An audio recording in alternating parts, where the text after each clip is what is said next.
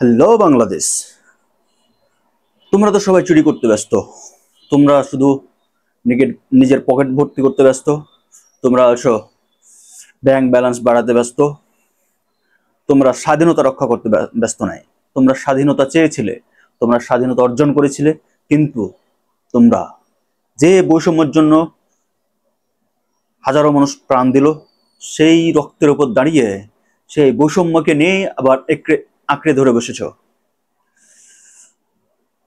এই জাতির মুক্তি অসম্ভব, কারণ যে জাতির মধ্যে লালসা আছে, যে জাতির মধ্যে অর্থলিপ্সা আছে, সে জাতি কখনো উন্নতি সাধন করতে পারে না। যে জাতি এগিয়ে যাওয়ার জন্য সবকিছু ত্যাগ করে, সে জাতি উন্নতি করতে পারে। বাংলাদেশে প্রধান দুইটি দল ছিল, সেটা হলো আওয়ামী লীগ এবং বিএনপি। আওয়ামী লীগ বিএনপি এর দোলাচলেই সেই স্বাধীনতার পরবর্তী সময়টা গেছে। মধ্যখানে এরশাদ চাচা এসে কিছুদিন তার শাসন কায়েম করে গেছে। তারপরে যে দীর্ঘ 15 বছর, এই দীর্ঘ 15 বছরে এক স্বৈরাচারী শাসন আমরা দেখেছি। সেই স্বৈরাচারী বিদায় করলো শত শত মানুষ প্রাণ দিয়ে, হাজার হাজার মানুষ প্রাণ দিয়ে এই স্বৈরাচারীকে বিদায় করলো। কিন্তু সেই রক্তের উপর দাঁড়িয়ে, সেই শহীদের রক্তের উপর দাঁড়িয়ে, সেই আহতদের রক্তের উপর দাঁড়িয়ে নতুন করে আমরা আবার দেখেছি কিছু অর্থলিপ্সা ক্ষমতালোভী মানুষের আমদানি হয়েছে, কিছু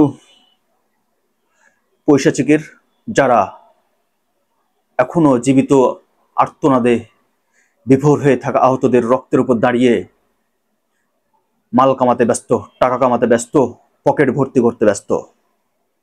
হ্যাঁ, আমি বলছি নাহিদের প্রিয়ের কথা, আমি বলছি আসিফের প্রিয়ের কথা। তারাও আন্দোলনে অংশগ্রহণ করেছিল। তাদের তাদের টার্গেট তাহলে কি ছিল? ক্ষমতা, টাকা, নাকি বৈষম্যহীন বাংলাদেশের? তারা কিন্তু প্রমাণ করেছে, তারা প্রমাণিত করেছে যে তারা কখনো বৈষম্যহীন বাংলাদেশ চায়নি। তারা চেয়েছে এলোমেলো করে দে মা লুটে পুটে খাই, এরকম একটা বাংলাদেশকে। তারা নতুন বাংলাদেশের যে কারিকুলাম তৈরি করতে চেয়েছিল, সেই কারিকুলামের যে প্ল্যান করেছিল, সেই প্ল্যানগুলো তাদের পকেট ভর্তির জন্য, বাংলাদেশের ভবিষ্যৎ নির্ণয়ের জন্য না, বাংলাদেশের উন্নয়নের জন্য না। একটি গরিব রাষ্ট্র জিম্বাবুয়ে, স্বাধীনতা নেতৃত্ব দিয়েছিল রবার্ট মুগাবে। 1980 সালে তিনি প্রধানমন্ত্রী হন এবং 1980 থেকে 1987 পর্যন্ত তিনি প্রধানমন্ত্রীর দায়িত্ব পালন করেন এবং প্রধানমন্ত্রীর পদ বিলুপ্ত করে 1987 সালে তিনি এসেছিলেন রাষ্ট্রপতি হয়ে। 2017 সালে তার পতন ঘটেছিল। হৃদয় বিদারক তার পতন, যে একজন ক্ষমতালোভী মানুষকে কোন পর্যায়ে নিয়ে যায় তার প্রমাণ করেছিল। রবার্ট মুগাবে প্রথম পর্যায়ে একজন ভালো শাসক এবং ভালো সংগঠক থাকলেও পরবর্তীতে তিনি ক্ষমতালোভী এবং দুর্নীতিপরায়ণ হয়ে ওঠেন, যার ফলে তিনি 2017 সালে তাকে এমনভাবে বিদায় নিতে হয়েছে যে ইতিহাসে তাকে একজন কলঙ্কময় স্বাধীনতার অগ্রনায়ক হিসাবে চিহ্নিত করবে। এবার আসি বাংলাদেশে। 1971 সালে 16 ডিসেম্বর বাংলাদেশ স্বাধীনতা লাভ করে। তারপর বাংলাদেশের দায়িত্বে আসেন শেখ মুজিবুর রহমান। 1971 সালের স্বাধীনতার পূর্বে যে শেখ মুজিবুর রহমান ছিল এবং পরবর্তীতে যে শেখ মুজিবুর রহমান ছিল, একেবারে মুদ্রার এপিঠ ওপিঠ। যে মানুষটা বাংলাদেশের মানুষের কথা ভেবে, বাংলাদেশের মানুষের উন্নয়নের জন্য, ভাগ্য নির্ধারণের জন্য যে যুদ্ধ করেছিলেন, সেই মানুষটা 1971 পরবর্তীতে এসে এক দানবে পরিণত হয় এক স্বৈরশাসকে, যার পতন ঘটে বাংলাদেশের এক নির্মম এবং হৃদয় বিদারক হত্যাকাণ্ডের মাধ্যমে। এবার আসি তার পরবর্তী সময় বাংলাদেশ কি করলো।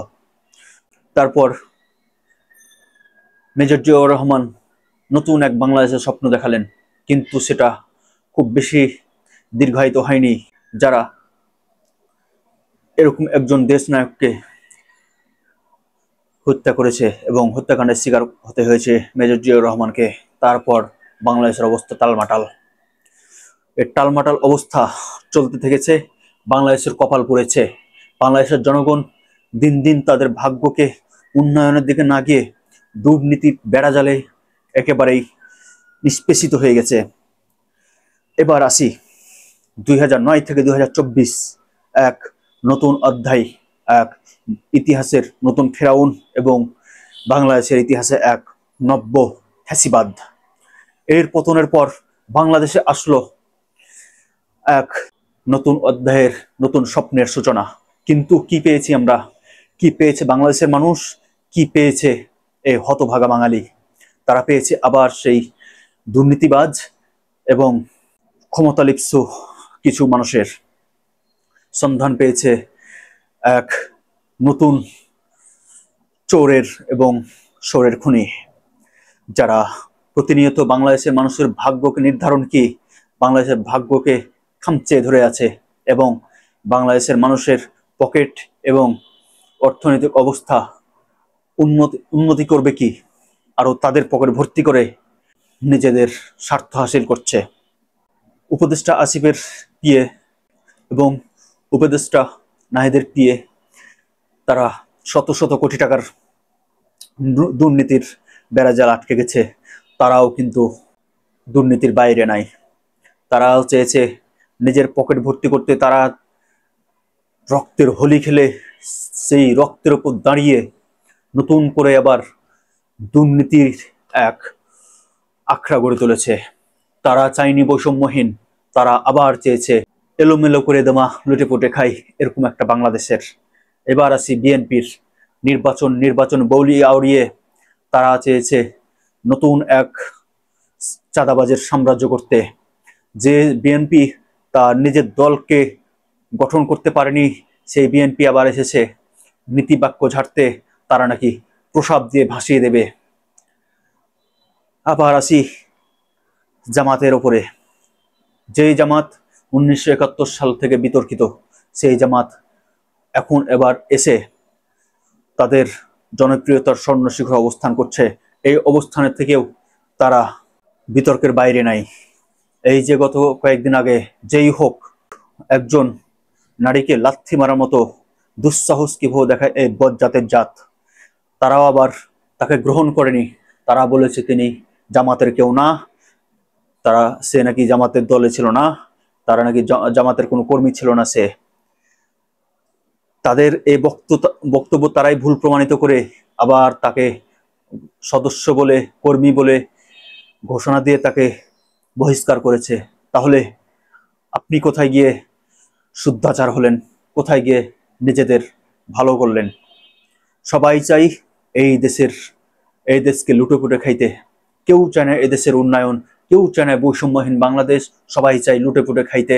এই দেশের ভাগ্য একেবারে স্ট্রেট আছে, একেবারে নর্দমার নিচে আছে, স্ট্রিট সেই জায়গায় দাঁড়িয়ে আছে যেখানে